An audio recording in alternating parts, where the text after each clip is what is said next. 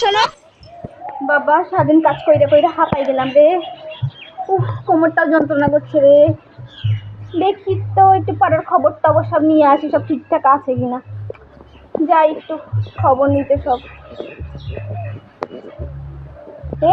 ওটা কে রে? ওটা পরেশের মেয়ে না?